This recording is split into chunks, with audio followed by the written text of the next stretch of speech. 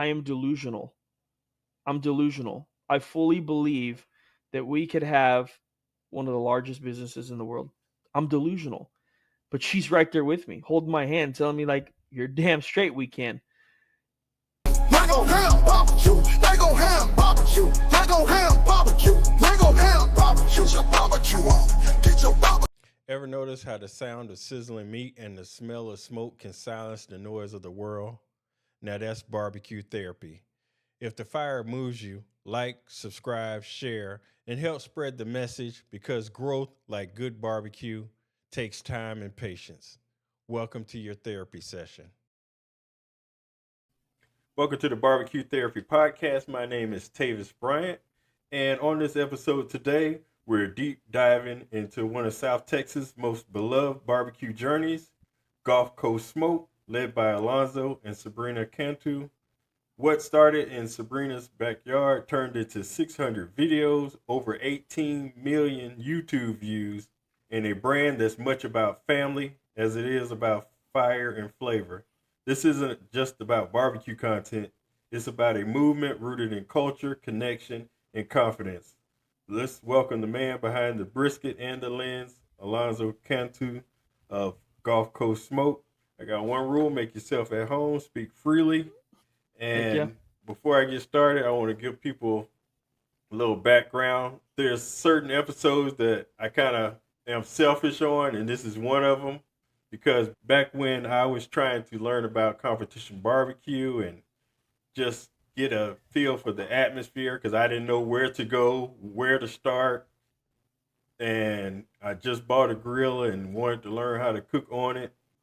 He was one of the YouTube channels that I ran across that put me in the atmosphere of competition barbecue, and I stayed watching his videos, and he was consistent with it, and it helped me boost my confidence that one day I'll be able to go out there and see the competitions and get started in competing.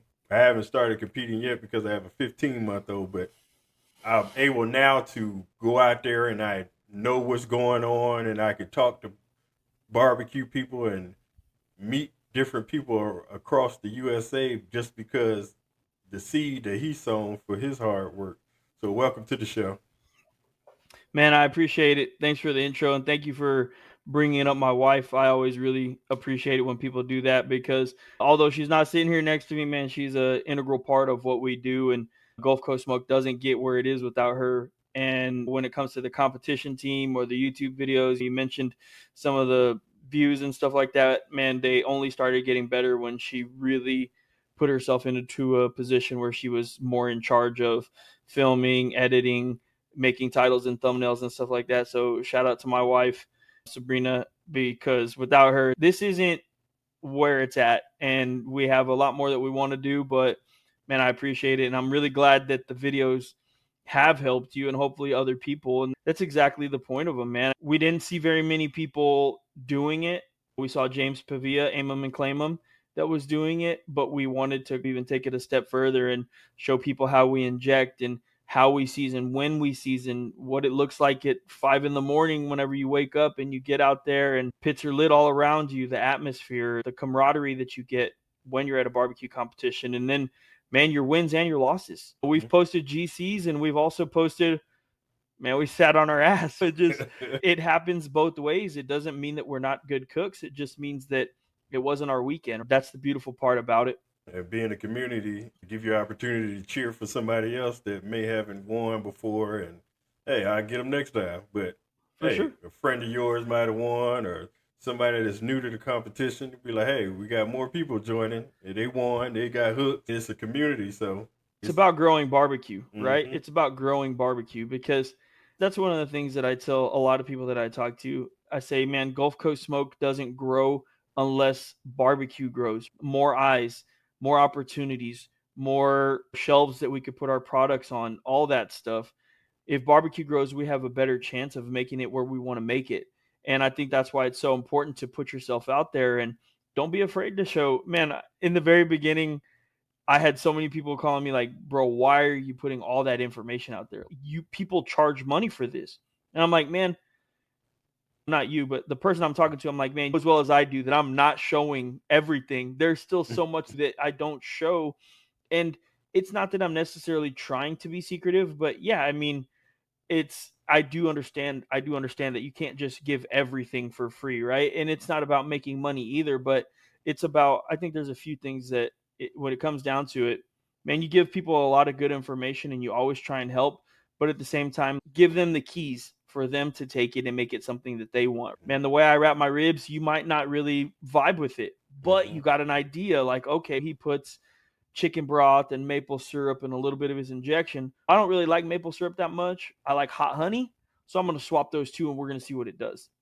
And it gets your brain thinking. It gets you thinking about what you're actually doing. And that's, to me, that's the funnest part of all of it. But man, there's still so much that we don't show when we do competition videos. I'm just going to be honest and I'll throw it out there. Like, there's a lot that we do still it's never been shown. Little techniques right there in the end. Man, if you ever have any questions, you can always reach out to me on a personal level. But little things we do there at the end, the finishing, the man, it's a little too salty. How can I fix that? It's a little too sweet. How can I fix that? There's a lot of things, man, that comes down to it, but it's all fun and it's all part of learning. Exactly. And those basics that you're showing can help.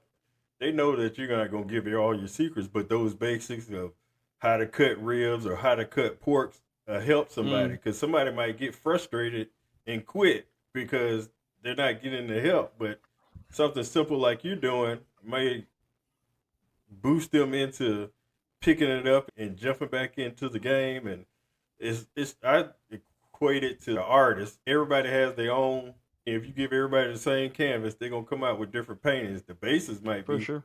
you can give them the same skeleton of a body, but the human is gonna be different when they paint it out. It's good to have the basics, and also you gain trust. So when you do throw a class, people going, I didn't took class. I didn't see a couple of people's recipes they had online and stuff like that. But I still go in their class to, number one, support them, and also to go connect with other pit masters that's going to learn. Also, I met most of Yeah. the people I know just by going to classes, and Yeah. also supporting people that I know that supported me for free. Yeah, no, and man, I've said this before, I'll say it again. You don't have to come to our class, but I think taking a class helps you gain a little bit of confidence and cut that learning curve. There's so much money that goes into competition barbecue.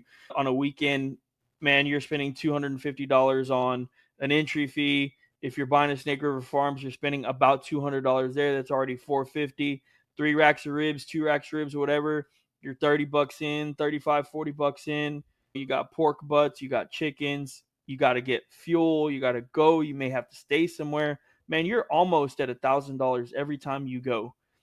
And you're fighting against a lot of other pitmasters, man, that know what they're doing. And you might not get a walk, you might not make any money. And then, man, you really, unfortunately, you did just lose all that money.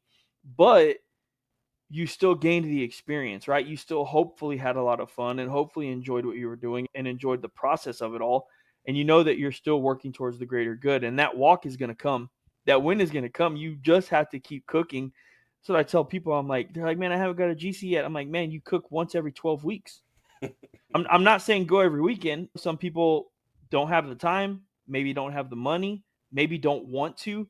But I promise you, if you go every other weekend or as much as you can, which is more than once every 12 weeks, you will eventually win as long as you keep learning, go to a class, do talk to people, you're going to get there. I promise you. Yeah, I've actually taken 5 classes. And they were like, why you Yeah. take so many classes? Because even though most of the bones are the same, but you pick up a tip from each person that you go to, whether it's sharp knives or do this or have this equipment or something like that. But each one has something that you can draw from, as well as the people that you meet there. I try to take at least 1 or 2 every year just to venture out and meet folks, as well as see how other people do it out there. So it doesn't hurt, and plus it saves, it cuts the cost of time that you won't have to waste going to contests and contests. Oh man, I can't get this. Pay for it. That's what they're doing it for. They're gonna get you the basics. You don't have to do, Yeah, I like you mean, said. You don't have to do it exactly like them, but you got the basics. yeah, it's a I tell people that a class people that want to take classes are looking for a service, right? The person giving the class can offer that service, hopefully at a very high level. Yeah, go take the class, pay for it, and man, you're going to come out. A lot of people don't understand how much goes into competition barbecue. And I will openly admit that it's not something that I do when I'm cooking a brisket in the backyard. I'm not doing it if I'm cooking ribs in the backyard. I do a lot of stuff on YouTube, and you don't see me injecting it. You don't see me pulling half the membrane, but it's just part of what you have to do if you want to win. I've learned that. You can be stubborn if you want and say, man, I'm not going to sauce a brisket. You got to sauce the brisket. You know what I mean? It's Right. just how it goes. If you sign up, you got to play by their rules, or you Yes, don't sir. win. Yes, sir.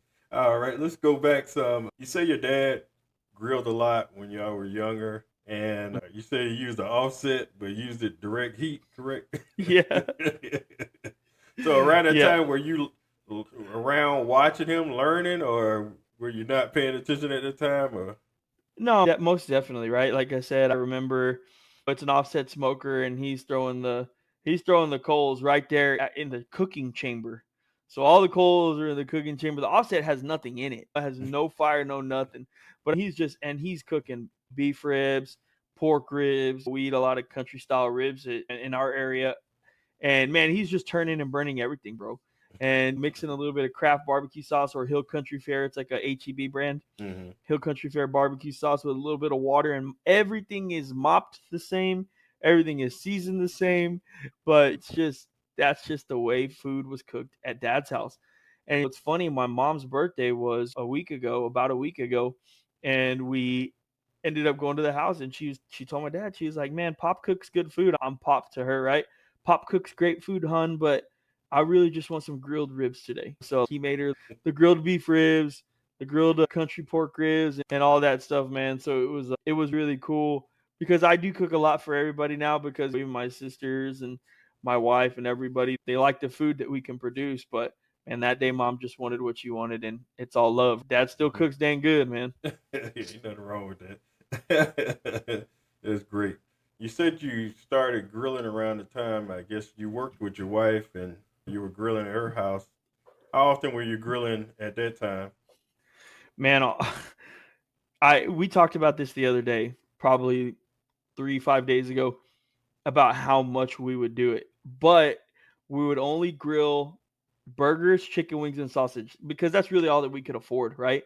So we worked at a local grocery store called HEB. It's huge in Texas, and we had this thing called a partner perks card, right? So like you got 10% off of everything that was HEB branded, and then every week, I believe it was every week, they would give you a specific perk for being a partner. So you'd get an extra, I don't know, 50% off of this, or you'd get a free bag of this, or you'd get some free bread, or your chicken wing, what, or you get the free sausage. Man, every time we would get our weekly partner perks, we're looking like, man, is there anything grill related, anything meat related? And man, I think we made chicken wings and sausage probably 5,000 times. And we would just take a bite of that chicken. We were like, oh my gosh, we're the best at this. This is so good. But it also ended up getting a little bit old, right? Because you're just cooking the same things over and over. But at that point, we weren't really venturing out and doing anything crazy. Like I said, it was a lot of burgers, bacon wrapped asparagus, sausage, chicken wings, chicken, steaks, just stuff that was real simple. So we were more grilling than anything. We weren't smoking anything pretty much at that time. Okay, when did it get to a point where y'all start switching it up and adding new stuff like ribs and stuff like that? Yeah, so we bought our first house. Man, I don't even remember what year we bought our first house, but Sabrina and I have been together for about 15 years already. And that was towards the beginning of our relationship. And then, like I said, we were grilling all the time.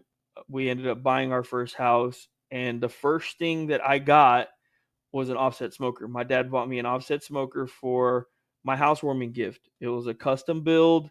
One of his buddies made it, but it was a nice offset smoker. So at that point, right then and there, it's like, all right, it's on. We started watching Malcolm Reed, and I've said this maybe on every podcast I've ever been on. The video that got me hooked with him, he starts the video off.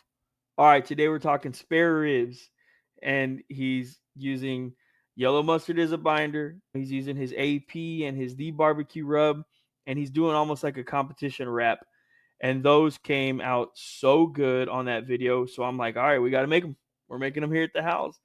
And so that's when we started cooking ribs. And then, of course, I ended up buying a pellet grill because those were like the up and coming thing at that point. So I had the offset. I had a Weber kettle already from my dad's house that I brought. And then I was like, man, I'm going to get a pellet grill. So I bought the RecTech RT340. That was back when they still used that name scheme. And man, I love that little thing. And that actually gave me the confidence to start cooking briskets on my big pit. And man, I have no affiliation with RecTech, so this is not about RecTech necessarily. But man, I feel like anybody that wants to get into barbecue, I'm not exaggerating. I'm not a pellet grill hater. Man, I think go get a pellet grill. It gives you confidence. It gives you it's okay. I know that I need to wrap ribs when they get to this color, and the pellet grill is going to run so smooth. You're not going to burn them really. Your color is not going to get too dark. Your brisket's not going to. You get a lot of confidence, and then you can take those same exact things that you learned on the pellet grill, throw it on the offset, and apply that same thing. It's no longer going to be convection. You're actually drawing heat, especially if you're using an offset or if you're using a drum, you got direct heat. But man, those pellet grills, in my honest opinion, they can get people into barbecue big time. And they can really open the door for you. And once I got that pellet grill, that's when I really started I was like, okay, this is fun. So I didn't use that pellet grill for too long because it was the RT340. It was tiny. So I actually didn't get another pellet grill for a really long time after that one. But man, I went from there to a Weber Smoky Mountain. And then from a Weber Smoky Mountain, we bought a different offset, like a big offset, more Weber kettles, Gateway drum smoker. Dude, it just started from there.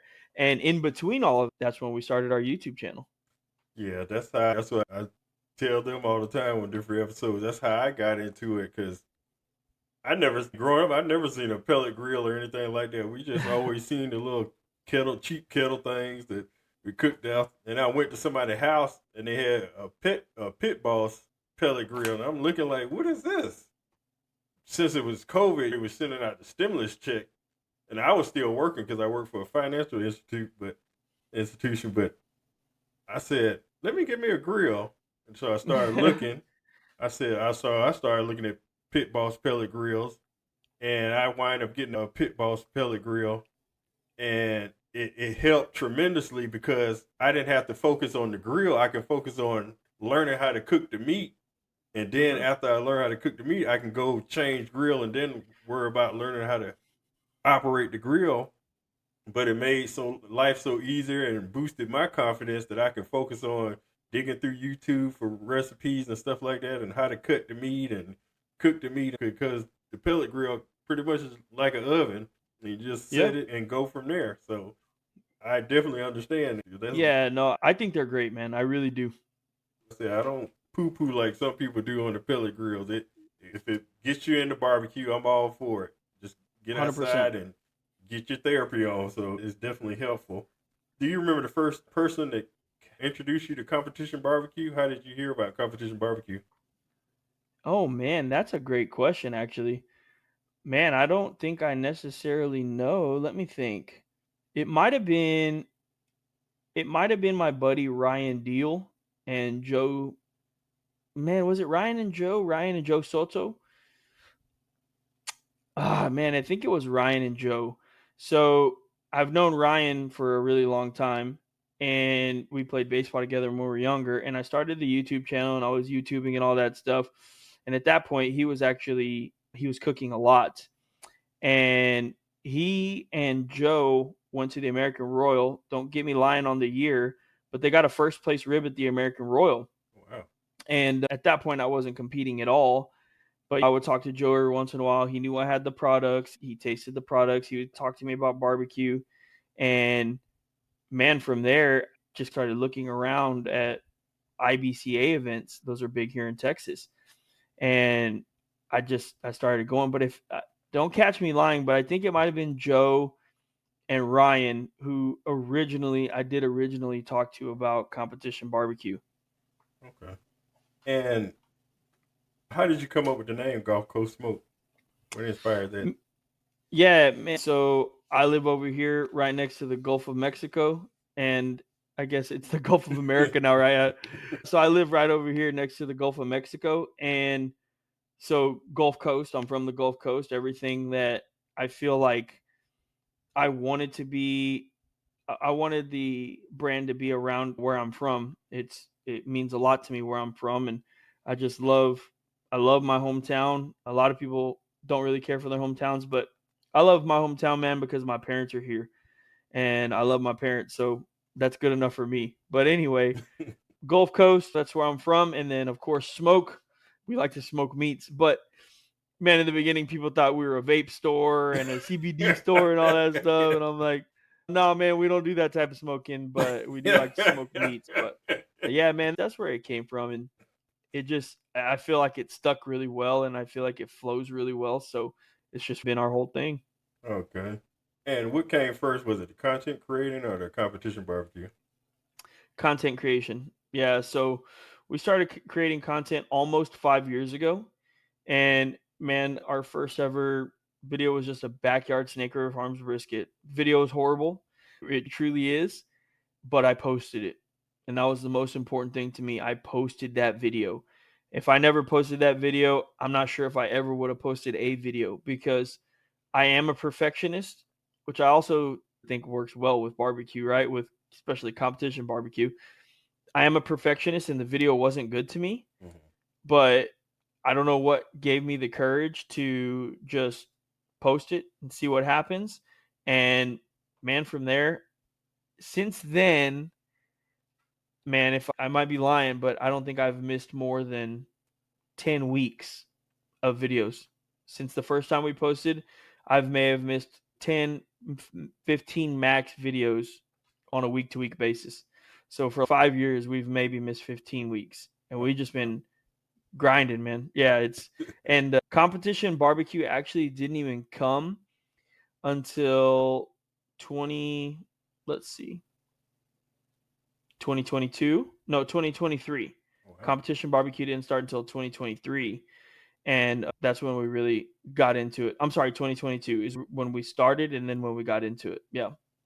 Okay. And how did that first competition go? Were you hooked, or did it humble you a little bit when you did your Oh first? yeah, it humbled me for sure. I don't think there's anything wrong with having confidence in yourself. We Yeah. definitely thought we were pretty good cooks, and we went out there and we didn't get one walk. So it's very humbling when, especially when you feel like, man, I cook pretty good. I think we should be able to go out there and maybe get some sort of call, but we didn't get any calls. And man, that I think it was humbling, but that also is what kind of hooked me. I was like, all right, I got to figure this out now. There's no way I'm going to go to another competition and sit my butt in my chair. Little did I know that's very common, but I was still determined to not have that be a thing because it did happen to me my first time. You officially launched Gulf Coast Smoke in 2019. What were those early days like as far as filming and coming up with recipes and equipment wise and stuff like Yeah, that? man. So in the very beginning, there actually wasn't any filming. That's why when I say that we've been filming for 5 years, we didn't start filming right away. In the beginning, I was just taking pictures on my phone and posting them on social media. That's all that it was. It was nothing more. So we had an Instagram page. I didn't have a Facebook. I didn't have a YouTube channel. I didn't have anything else. And we would just post pictures, whatever we cooked for dinner that day. And what it really started as is I would just do them on my personal page, my personal Facebook page, actually. And then I had one of my buddies, Sebastian Quintanilla, who I owe a lot of this to. I really think that he pushed me to start this. He was just like, man, dude, you should start an Instagram channel. Or you just never know where it's gonna go, man. You just never know where it's gonna go. He's a potential sponsors, potential this. I'm like, man, nah, that's not for me. It's not what I want to do. And so he let it go. And then he saw me keep posting on Facebook. I'm telling you, just start an Instagram page. And the same things you're posting on Facebook, post them here. That's it. Don't do anything different. And so I was like, all right, whatever. And came up with the name Gulf Coast Smoke. And man, I'm just posting. And man, little to no followers, gaining very little followers. And then I remember this thing called Traeger Game Day back in the day. They still do Traeger Game Day, but that's what I would say really got me into it. So Sebastian, again, we would text almost every day about videos and content and everything. And he was like, "Hey man, they're doing this Traeger game day thing. If you win at the time, there was some like really awesome prizes." So we were like, "Oh dude, this week's of this prize." And so we wanted it. And man, me and my wife were putting a lot of thought and effort into these posts that we were doing. It was still just pictures at that time, but it was all Super Bowl and game day themed. Mhm. So we went and bought like a big tray that looked like a football field, and we put like the chicken wings and everything on there. We had so much fun doing that Traeger game day that we're like, man, this is actually fun when you put thought and effort into it. Mhm. And so we were still only posting pictures for a long time, but then we started thinking about, okay, let's do this now. Okay, instead of just throwing a steak on a brown cutting board and the steak mixes into the cutting board, let's get a different type of cutting board and let's put vegetables next to it to make it pop, or let's garnish it with this, or let's do that. And it just kept going and going. And then eventually we actually still didn't have a YouTube channel, and we started our product. We started our Southern Hospitality product. And my wife said, man, we have to find a way to market this product. We have to. We don't have marketing dollars. How can we market this product? She's, man, let's start a YouTube channel. And I'm at that point, I'm like, man, no way. To me, YouTubers are the guys that are sitting there with the phone. Hey, what's going on, everybody? Today I'm doing, that was a YouTuber to me at the time. And I didn't want to be that. And you don't have to do that. You just be yourself as best you can. And let's just do recipes with Southern hospitality as much as we can without sounding too salesy, without pushing it down people's throat. Mhm. And man, so we ended up starting everything. And man, it's just, I don't even know how to explain the journey from then till now.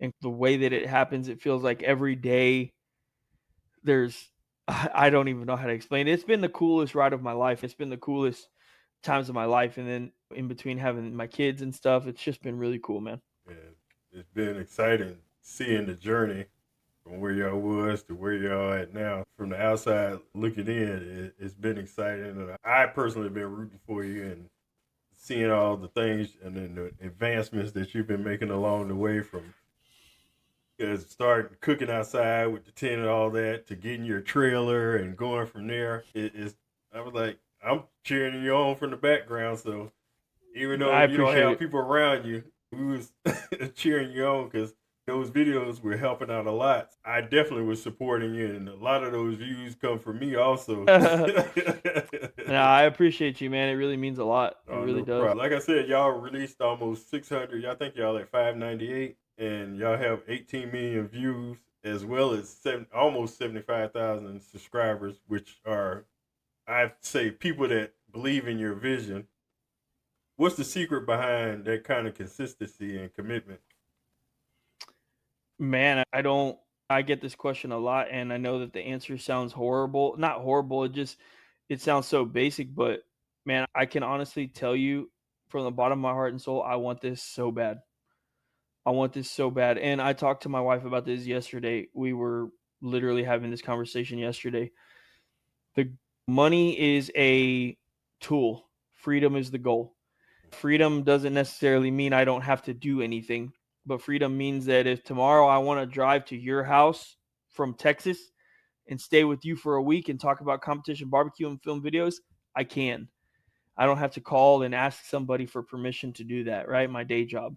And I'm blessed to have a great day job. I really, truly am. But it's not the dream, right? The dream is to have that freedom and live my life on my terms. I see I'm into a lot of motivational stuff.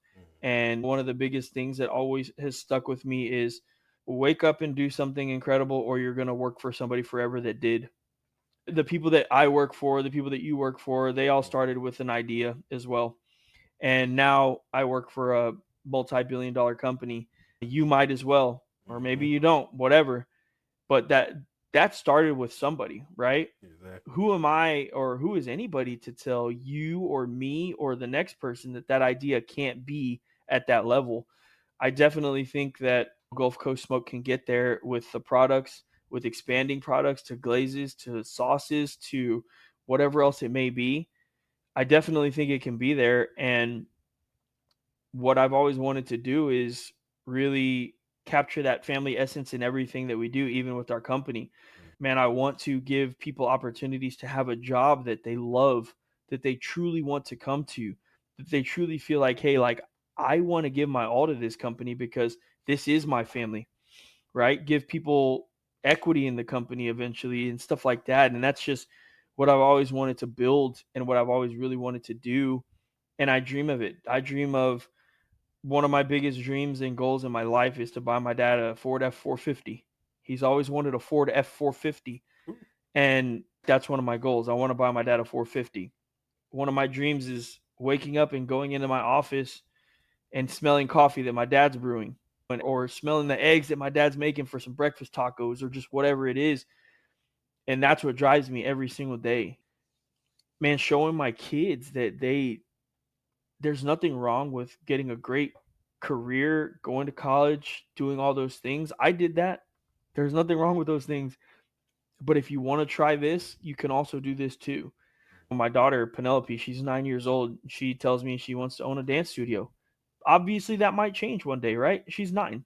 She doesn't really know what she wants just yet. But man, if she comes to me at the age of 21 and says, Dad, I've been dancing since I was 6 years old, 5 years old. I love it with everything in my heart. I want to open a dance studio, All right, baby girl, I got money. Let's go. Let's go. Let's do it. Whatever you want to do.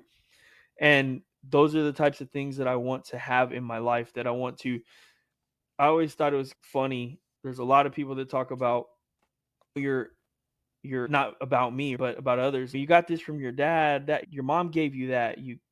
Man, isn't that the goal?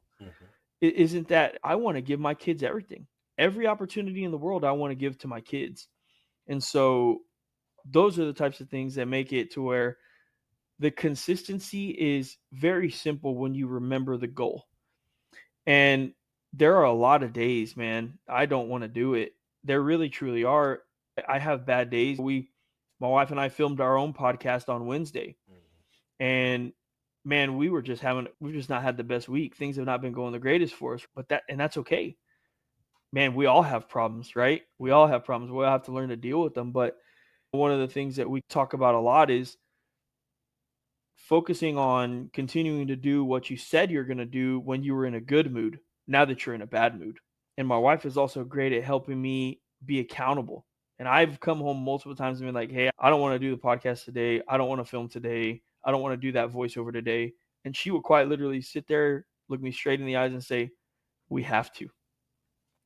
And at that point, I got someone who's riding for me, who's counting on me to show up. I can't let my wife down. So that's where the consistency comes from. I know that's a long answer, but man, there's so much that goes into it. My brain, I feel like, is always moving 100 miles an hour when it comes to this business. And man, I've got plenty. Man, if I just think for 5 seconds, I got plenty of motivation to continue doing what we're doing. I agree with that 1,000% because when I started this, I'm like, I don't know what the end goal of starting a podcast. I'm doing it to help people, but I'm going to put my all into it and be professional and do my best because I don't know where this is going to go. And my wife believing in me, and I have a 9-year-old. She's, hey, have a good show, Daddy. Yeah. And it makes you feel good where you got people believing in you, and you be like, okay, I can do this. I can do this because my personality, I'm a quiet person, and this is not something I would do normally as far as making a podcast. But since I jumped in, my heart is into barbecue so much that I want to share with everybody else because I'm always bragging about the barbecue community and what I'm learning and the people I'm meeting and in the competition world. That she's not like overly into barbecue like I am, but I take her to some of the competitions like Memphis the May and stuff with me. And now she sees what I'm talking about as far as the barbecue atmosphere. So she knows why I'm so into barbecue like I am, and she has my back fully, and hey, you could do it, go ahead. And she doesn't give any opposition to any ideal or anything I have, and I talk things out with her, and because at the end of the day, it's me and her into this. It's not me, it's both of us, because decision I make as well as any decision she make gonna affect each other as well as the family. So that support system is very important. So I definitely know what you're talking about, because even though we don't feel like doing it, we have to do it because we made this commitment, and we don't want to let down ourselves as well as our family. They asking, okay, what happened to the business? What happened to the podcast? Or what happened to the? Oh, you got to explain to them that you quit, and they're gonna be like, Yep. you telling me don't quit, but you just quit this. So Yep. that's why I go all out in everything I do, even though I don't have sponsors, I don't have anything like that, but I'm gonna go all out because I'm representing my family, and I want them to know when you do something, you do it to the best of your ability. For sure. And you may make mistakes, but that means you go learn from those mistakes, and see who you can learn from as well. Because I guess a couple weeks ago, Tim Shear, the Gateway Drums, he Hmm. came out to Atlanta for NASCAR because he got the NASCAR sponsorship. I went out there and I went promoted with him as far as handing out the Blues Hog bottles as well as serving steak and sausage. And I know probably people would have thought I was crazy because I don't work for him, but I was there from 11 to 6:30. But I wanted to see how that atmosphere was, how he handles business, how professional he is, how he interacts with the crowd, just to get the experience.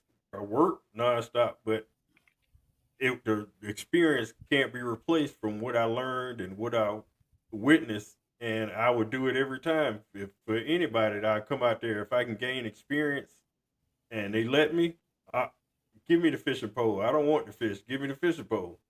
So that's where I'm at. No, that's awesome, dude. Yeah.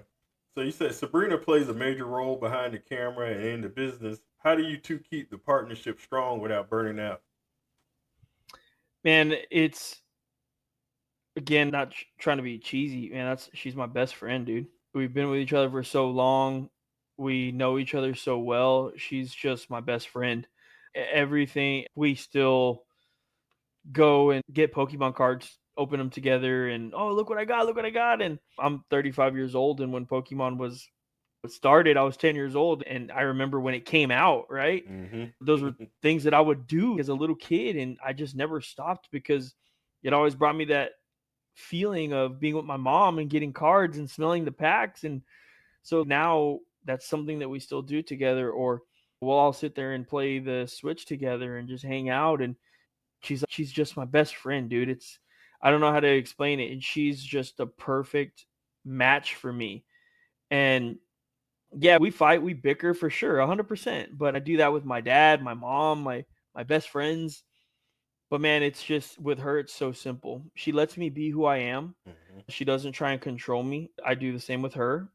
And I try and be tell her all the time how grateful I am for her and how grateful I am that she does so much for our family. And she's a stay-at-home mom. She takes care of the kids, she takes care of the house. And it's just when you're with somebody like her, it's so easy to not get tired of each other, right? Because Mm-hmm. she really is all the good things for our family, the backbone here. And I have so much respect for her as a person. Put aside the fact that we're together, I have respect for her as a person, for her wisdom, for her everything that she brings to this family, and how much tenacity she has when it comes to our business. That man, she's just so easy to get along with. And it's just having somebody like her is sounds like you have one too. Mm-hmm. Man, it's I feel like it's rare. I'm not saying that a lot of people that I know don't have the best wives. I'm just saying that my wife fully bought into everything I believe with Gulf Coast Smoke. I tell her, I'll tell you, I'll tell a lot of people, man, when it comes to this business, I am delusional.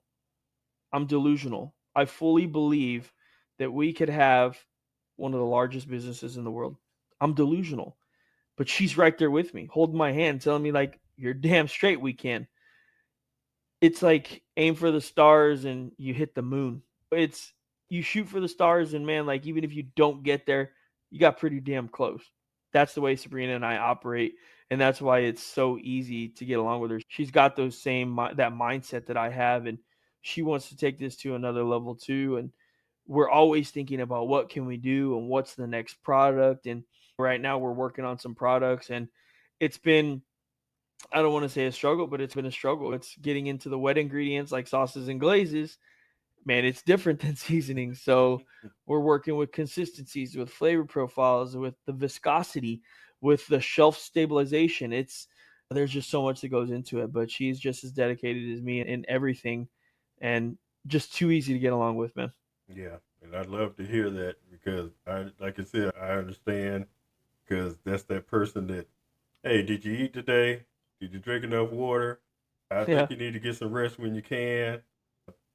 Or when I have an idea, I run it by her, and she knows that I'm gonna come up with 50 ideas. Okay, pace yourself, and she knows that when I have an idea, it be spot on. So she helps with backing me up or asking me anything I need. Like with this, she knows that I'm I got this, and I put a lot into it. But she want to make sure that I'm well rested for this because I get up every morning at 3:45, even though I do these shows from 8:30 to 9:30 Eastern time. But I told her I love barbecue that much, and this is important to me.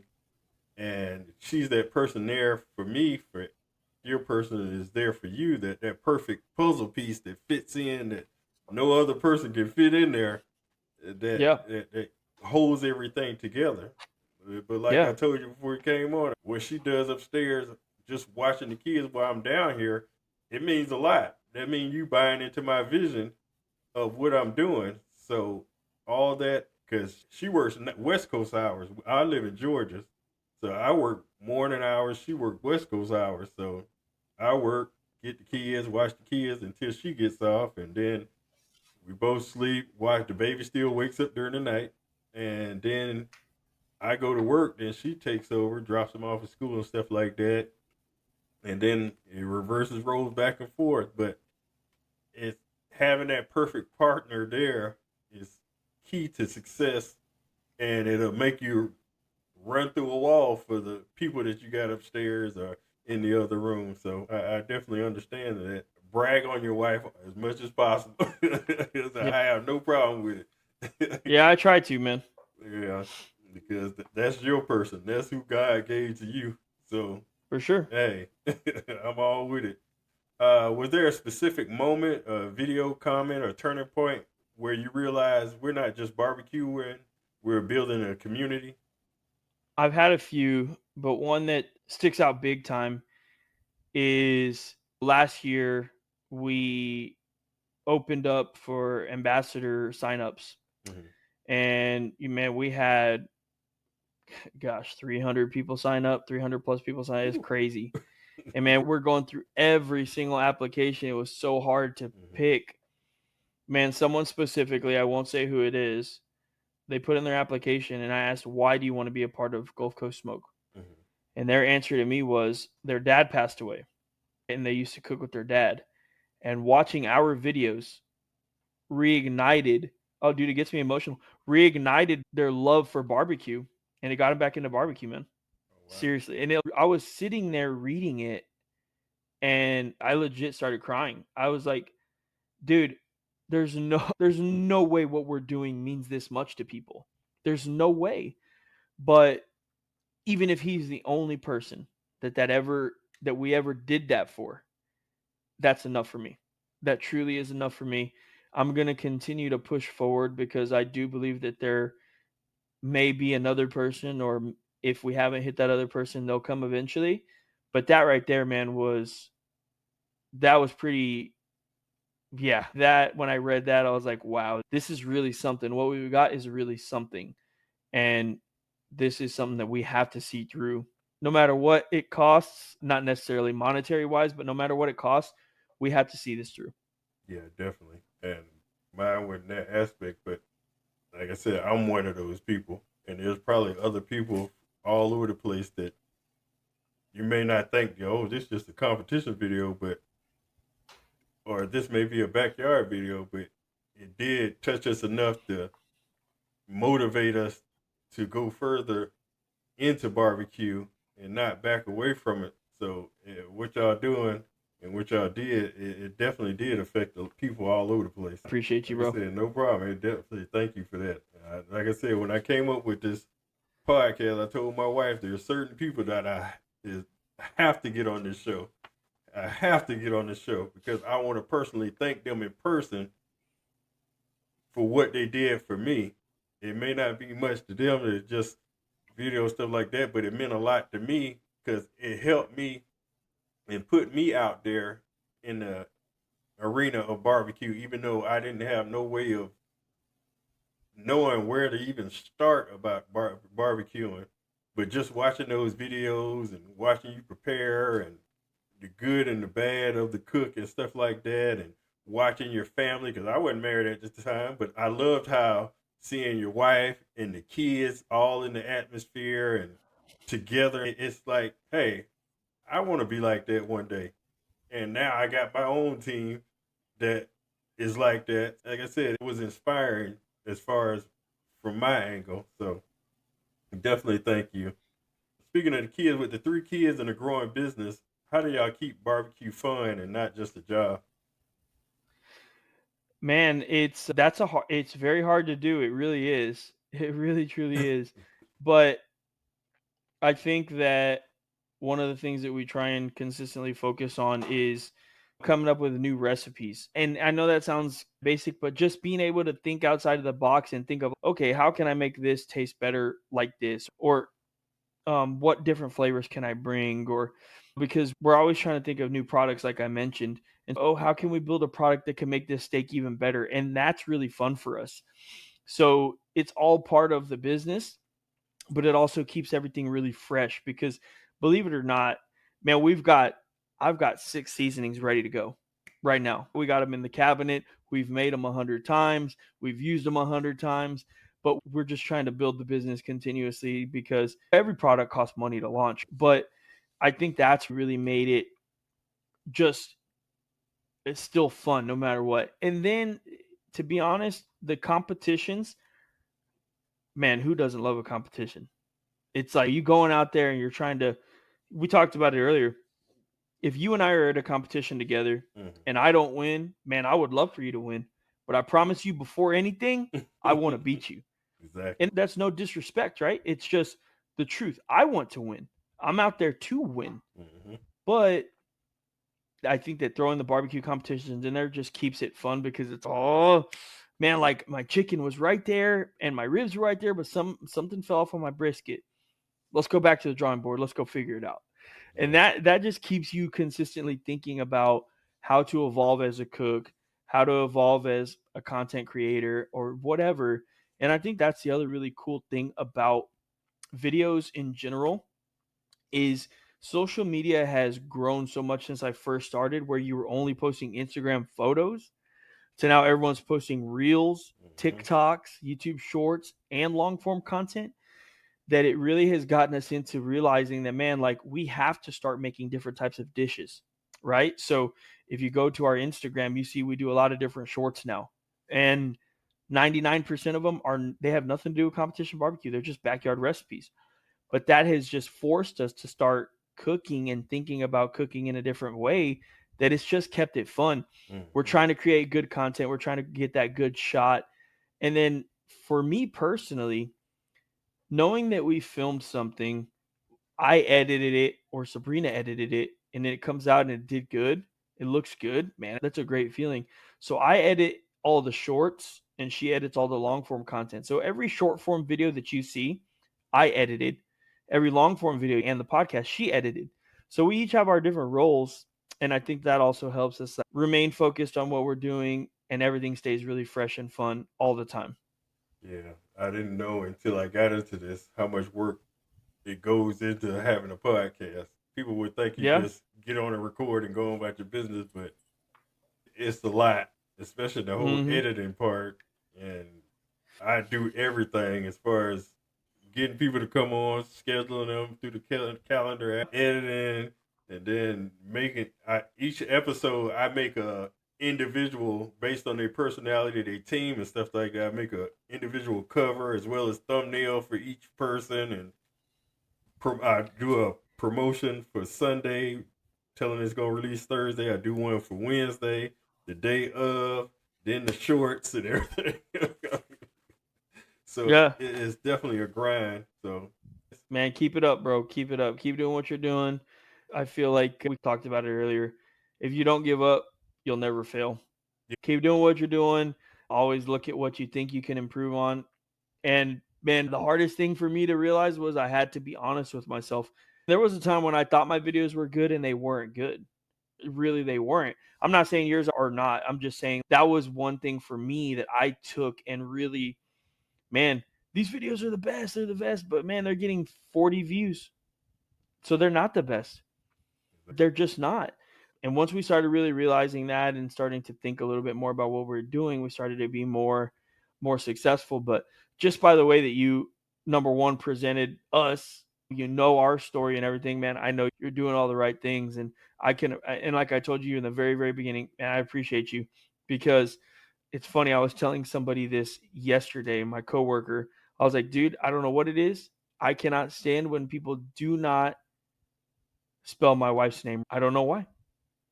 I don't know why. It just bugs me, especially when it comes to GCS because I feel like she's so involved. mm-hmm. You know what I mean? And it's, man, how do you not? I don't know. But you obviously do. And you know our story. And that right there shows me how much you want it. So, man, just keep doing what you're doing. You're doing a great job. Exactly. I tell like last episode I did, but I tell everybody in order to open some doors, you got to do your homework. You can't just go in not knowing anything or knowing anything about nobody and thinking you're going to get somewhere. It's just you got to show them that you've been doing research and learning, and it'll open doors for you. Try to be professional as you can.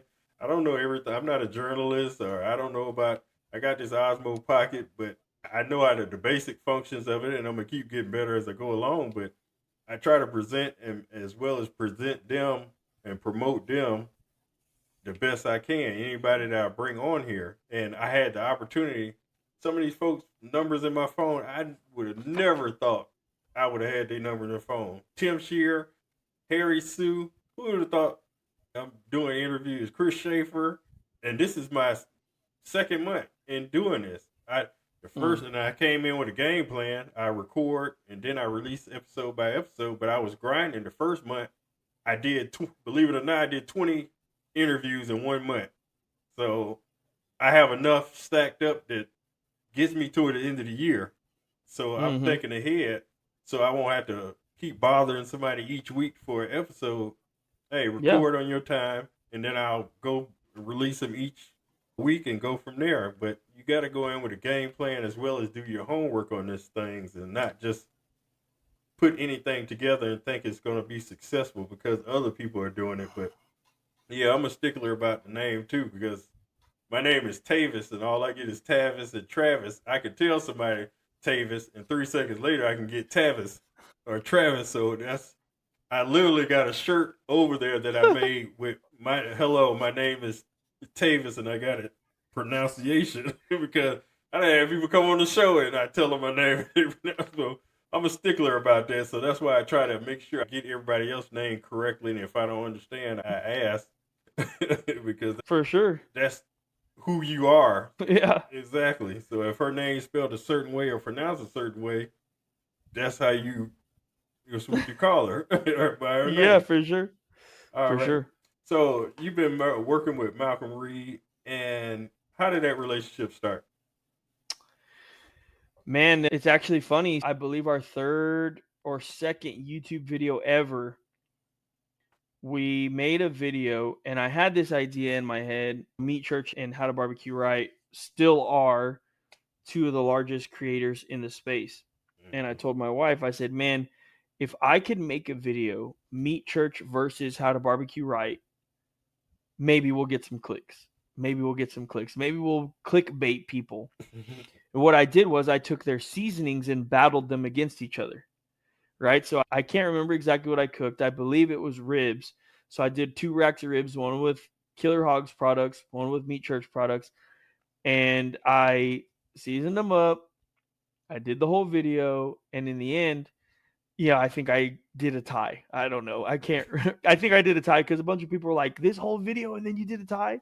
But that was this right after that. Malcolm followed us on Instagram, and I didn't say anything. I didn't message him. I didn't do anything. I had already followed him, but um, they followed us on Instagram. And again, this is like our second or third video. So then, me being me, I'm like, okay, we got his attention, right? So the next thing I'm gonna do is I'm gonna have him go against one of his best friends, or what I thought was one of his best friends, right? So then I did Swine Life Barbecue versus How to Barbecue Right barbecue seasoning. And so we did that video again, and then Swine Life followed us. So I knew at that point, okay, they've seen a couple videos, they know who we are, they know what we're doing. And man, from there, for the longest time, I didn't really talk to him. I didn't have any real communication with him. And every once in a while, comment on each other's reels, photos, whatever, no big deal. It is what it is. And then, man, a couple of years back, I got a message and I was like, "Hey, I know you have," and this was from Tyler, his social media manager. "Hey, we know you have your own seasonings and stuff, but man, we love what you're doing, and we'd love for you to work with Killer Hogs and How to Barbecue." And we had some discussions and stuff like that. And I was like, "Man, as long as I can keep doing what I do and being who I am, obviously I'm interested. I love Killer Hogs. I love what Malcolm stands for and all that stuff." And they were like, "Yeah, for sure." So then we started that partnership, and man, it's blossomed into it, like you just said, right, about having the phone numbers, not necessarily on the same level, but who would have ever thought I would make a video with Malcolm Reed? Let's just be real. I never thought that was a thing. I never thought it was a possibility that we would make a video with Malcolm Reed. And man, I'm forever, like I was telling you, I can't even explain this journey. I don't even, it's crazy. I started this because of Malcolm Reed. And now I don't want to, we're not best friends by any means, but he's my buddy. I could pick up the phone and text him right now or call him right now. And it's cool because it doesn't mean, the thing that I'll say about Malcolm is, man, he's exactly who he is on camera. And he wouldn't want to be treated like any sort of celebrity or anything crazy like that. He's a really good and humble dude, but it does mean that we've reached at least enough of a level to where like we can create these relationships with people and hopefully continue to create them with more people. There's other powerhouses, right? There's Meat Church, there's Chuds, there's All Things Barbecue. There's just so many people, so many great creators. And I think that we're coming up too. And so hopefully we can keep creating these relationships with people, film with more people, and have more fun on YouTube. And I think that the relationship that we have with Malcolm, I hope, remains strong and solid for many years, because I just, I'm a huge fan of How to Barbecue still to this day, but also we're huge fans of their products. Genuinely, we are huge fans of their products, and I love using them. And so it's very easy to integrate them into our videos and stuff. And yeah, man, it's been really cool. It's been really cool. Malcolm's a great guy. Yeah, I was thinking to myself, like, I don't know if you flew or drove up there. I was like, what was he thinking on the way up there? Because you got to cook for Malcolm Reed. Yeah, no, for sure. So I don't know if you've watched all the videos from that little trip, but Yeah. I also did a behind the scenes. Did you see the behind the scenes one where I actually asked his wife? I was like, "Hey, be real with me. Be honest with me. How was the food?" And she was like, "Man, that was probably the best beef rib I've ever had." And that was really cool to hear from her. Right? And even Malcolm, he went on his podcast the next time, and after we left, and he said it on his podcast. He's like, "Dude, that guy could just flat out cook. He can flat out cook." And it's really cool that it, one of the other reasons that I really got into competition barbecue was I wanted to prove to people that we could cook well, because everything can look good on social media. You know what I'm saying? But is it actually good? And so I think that I love opportunities like going to visit Malcolm and actually having them taste the food and knowing, okay, this guy actually does cook pretty decently. Or going to a competition and getting a good walk. Okay, this guy does cook pretty decently, because it gives you a little bit of street cred. People know, okay, not only does it look good, but it, to some people, obviously it tastes good. And I do think that's important as well, because people want to know that you can cook well, especially if you're putting out social media content and trying to build a brand centered around barbecue and or food, right? Yeah, definitely. Because some people be coming up with stuff, and I'm like, ain't no way in the world this could taste good. You got people out there probably trying it to see if it works, and mm-mm. Yeah. But Yeah. definitely proving that you can do it, showing that you getting GCs with your stuff, and using your product as well as their product, and show them that you're not playing around with this, that you're taking it serious, and the proof is in the trophies that you're getting from what you're doing. So it's definitely good as far as you got people like Malcolm Reed that believes in you and supports you. It only boosts the confidence that you have, and causes you to excel more, because and also put more eyes on you, because since a lot of people trust what he say, they're gonna say, okay, he got him on his show, so now we're gonna trust him and we're gonna start following him. That's what I love, that people like that invest their time into other people and put them on the stage as and share the spotlight with them to draw attention to you, and then you can do that for somebody else, and it keeps going from there, and not just, oh, I want all the likes, I want all the clicks, I want all the follows and stuff like that, but share the stage with other people that do good things. So that's why I Yeah, love that he no. did that. Yeah, and the one thing that I will say that I respect so much about Malcolm is I don't think that he had any mm, I don't think that he necessarily wanted us to go over there to help us grow, because that's the kind of dude he is. I think he's that cool, and I also think he's that humble. But I don't think he realizes, he probably does realize, but I don't think he realized how much that did help us grow. You know what I mean? Hmm. But I don't think that was necessarily his goal. I think we've built that relationship, that camaraderie, so it felt like an easy collaboration to do. And from there, yeah, that definitely helped us grow. Let's be real. They did the smoked bologna for our channel, and then we turned that into a short form video. That video across all platforms has like 13 million views across all platforms. You know what I mean? Yeah, yeah, that's on YouTube, that's on TikTok, that's on Instagram, that's on Facebook. If you combine them all, it's like over 13 million views. And so again, I don't think that he necessarily thought that was going to happen or his goal was to help us grow necessarily, but they absolutely did those things for us. And I agree with everything that you said. Malcolm is such a powerhouse that if you get an opportunity like that, you 100% have to take advantage in the best way possible. And so that's exactly what we tried to do. We tried to really go over there, learn from them, see how they do things. And when we left there, I feel like, as crazy as this sounds, I feel like we actually started getting good at making content.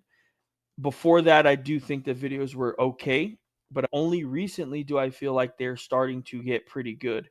And it's because a lot of the stuff that we took from that trip, we saw how they did things. We saw the prep that they put into things. We prep hardcore too, but man, they had certain things that they did, and I'm like, man, that's a good idea. We learned a lot from them, and we will always take something, or hopefully take something, from any trip or anything that we do with them. We're going to be going back up there in September, towards the end of the month in September. Hopefully, we're planning on just hanging out and doing some things, but and hopefully we can take some more knowledge from the trip and come back even stronger than we are now. Exactly. That's what it's all about. I'm gonna ask one more question and then play a couple games and get you out of here. All right. Sure. If you had to you had to cook a competition and you had to have a 4-man team and you were one of them, what other three people that you would pick, and what meat would they cook, and what meat would you cook if you had to make an all-star team out of anybody, dead or alive? Out of anybody, Hmm. man, that's a tough one, because I know some really damn good cooks, but I'm going to have to go. I would cook ribs. I would have Fred Robles, Rio Valley Meats, cook a brisket. Hmm. I would have Bill Purvis, chicken fried barbecue, cook pork. And oh man, the chicken is so hard because I have two in my brain right now. It's between Rini Gonzalez Family Barbecue for chicken and Kevin Hernandez, My Pits Are Burning, for chicken. Both of them won Team of the Year in chicken. Both of them won Team of the Year, and both of them won Team of the Year chicken. So that's a hard one. Oh man, I don't know. That's a tough one. If I had to choose, I'll go with Rini Gonzalez Family Barbecue with chicken. And the reason I say that is just because I've known them longer. I think they both equally cook chicken super awesome. That's a Texas team. I know Yeah. the first person that came to my brain, honestly, when you said the All-Star team was Brad Leiniger. I'm just going to be honest. And I did think about putting him in there, but the truth is he's so dominant in every meet. I don't know which meet I would pick him for. So that's the reason that I didn't do it for that. And then the other one that instantly came to mind was Tim Shear. But same thing. When he was cooking, I feel like he was so dominant in everything that not one meat sticks out to me. It would have been hard for me to put him in there. But like when you think of Fred Robles, you think of brisket. When you think of Bill Purvis, I feel like you think of pork and brisket, but I feel like Fred's a little more. I thought you were Um, gonna do Bill as chicken. That's what I yeah, thought you were, because he was his chicken was on for a while. yeah, no, for sure. I just feel like Bill cooks really good brisket and pork, so I'm gonna go. And then, like I said, man, Rini and Kevin both cook. So both the two best bites of chicken I ever had were from both of them, from Rini and Kevin. Kevin was Kevin was in Corpus this year, and Rini's was in Aransas Pass in 2023. I'll never forget it. He gave me a bite of his chicken, and I looked up and then I was like, holy, you know what I mean? Like that chicken's banging. And if I'm not mistaken, he got a second place chicken that contest. I will say we did GC the contest, but his chicken was so banging that day. And Kevin's chicken in Corpus, I took a bite of it Mm-hmm. and I was like, bro, that chicken is stupid. And he ended up walking first place chicken that day. So yeah, they're both super strong chicken cooks. And like I said, I know that I also left. It's so hard because I left out Phil Breeden, LC, Mm-hmm. and it was going to be between him and Fred for the brisket because Phil Breeden cooks one of the best briskets I've ever tried in my entire life. But with Fred having so many accolades when it comes to world championships and brisket, it's so hard not to give that to Fred. Yeah, That's a great question, though. I try to make it different. You had me thinking there, man. I try to make it different from other shows that ask what's your Mount Rushmore, but I want people to put thought in it for each meet and what person they'll pick for each meet. All right, and we got two quick games. I'm gonna get you out of here. When I came up in college basketball, they had a tournament bracket. So what I did is I did a bracket for meats that you cook on the grill, and you just tell me which one you prefer to eat, and we'll see which Okay. one the winner. Matchup 1: hamburger versus steak. Steak. All right. Matchup 2: pork ribs versus pork belly. Pork ribs. All right. Next matchup: hot dog versus smoked chicken. Chicken. All right. Next matchup: burnt ends versus pork chops. Burn ends. All right. And next matchup: smoked turkey versus sausage. Smoked turkey. All right. Next matchup is smoked ham versus barbecue shrimp. Ooh, that's a hard one. Ham. Okay. Next matchup: lamb versus brisket. Brisket. Next matchup: beef ribs versus smoked bologna. Beef ribs. Okay. Next matchup: steak versus pork ribs. Pork ribs. Okay. And next matchup is smoked chicken versus burnt ends. Burn ends. Okay. Next matchup is turkey versus ham. Turkey. Okay. Next matchup is brisket versus beef ribs. Oh man, really? Damn. That's a tough one. Man, beef ribs. Okay. And next matchup is pork ribs versus burnt ends. Pork ribs. Okay. And next matchup is turkey versus beef ribs. All right. Finals is pork ribs versus turkey. Turkey. Okay. Turkey is by far my favorite smoked protein. Okay, that's the first win for turkey. I love smoked turkey, bro. Love it. If you watch our short form content, you know how much turkey we make. Yeah. You mentioned that on the podcast with Malcolm Reed also. Yeah, dude, it's just my favorite, dude. I love pork chops. That's my favorite. All Oh, right. there you go.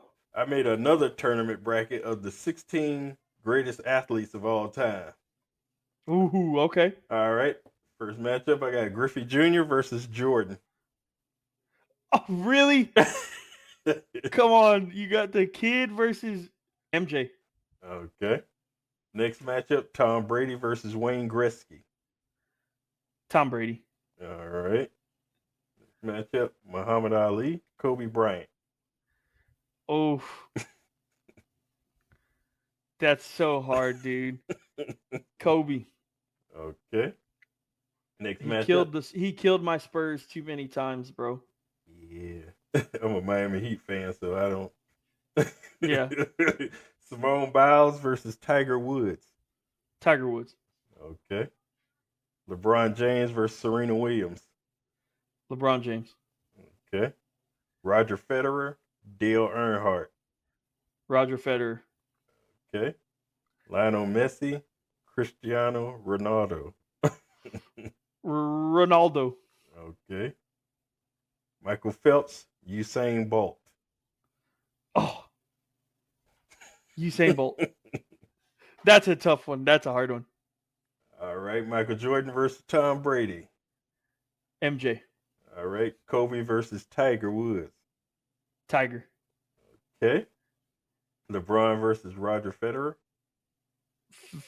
Oh, dude, I'm a huge Roger Federer fan. The huge Federer. All right. Ronaldo, Usain Bolt. Usain Bolt. Okay. Final four. MJ versus Tiger. Tiger. Wow. Federer versus Usain Bolt. Federer. Okay. And final, Tiger versus Federer. Tiger. Okay. Tiger Woods is the reason I got into golf, man. I played college golf. I started playing golf when I was a younger kid, and dude, there was nothing like watching Tiger Woods play a tournament. It was the most exhilarating thing ever. Like when you said Tiger Woods, the only person that could have been on that list that I would have had to like really think about versus Tiger Woods, and this is 100% biased, Tim Duncan. 100% biased, I'll openly admit it.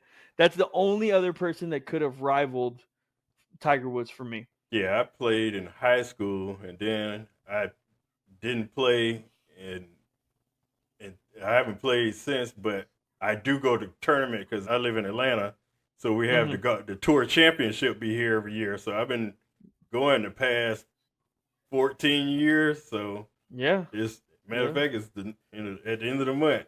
So Yeah. I love it. I love it. You Yeah. get to see No, dude. everybody. Tiger is just all-time favorite by far. Federer was my all-time favorite by far.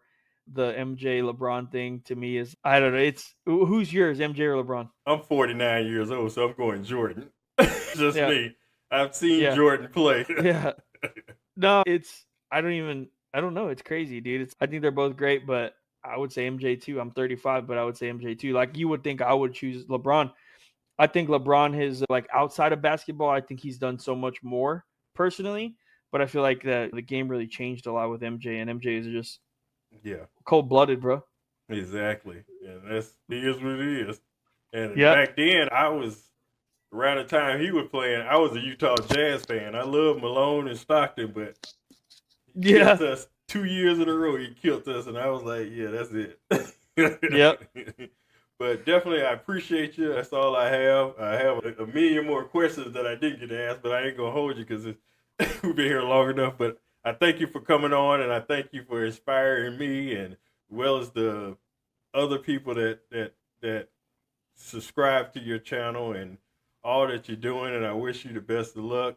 And if you have anything to promote, you can definitely do that. Give out your websites and stuff like that, and your products and stuff. Yeah, just Gulf Coast Smoke on all social media. Shout out to Malcolm Reed, Killer Hogs, one of the best partnerships, Royal Oak, and That's about it, man. Thank you for giving us the opportunity to come out here and talk about our story, talk about who we are. As much as I feel like we've grown, there's still so many people that don't know who we are. And so I appreciate you giving us the opportunity to talk about us. And man, just thank you for your time. It means a lot. You doing this and us spending an hour and 20 minutes together. Man, it felt like 10 minutes. When you're talking about something you love, it feels like 10 minutes. Man, I really appreciate you, and I wish you the best of luck in your journey. I feel like you can definitely go far with this, brother. Oh, definitely. I appreciate it. Thank Yeah, you. man. Right. No, I appreciate it, and thank you again for your time. All right, no problem. You have a good day. We just wrapped up another session of barbecue therapy. Remember, stay patient, stay passionate, and keep that fire burning. Hit subscribe, share the good smoke, and pay the secretary on your way out. Have a blessed day.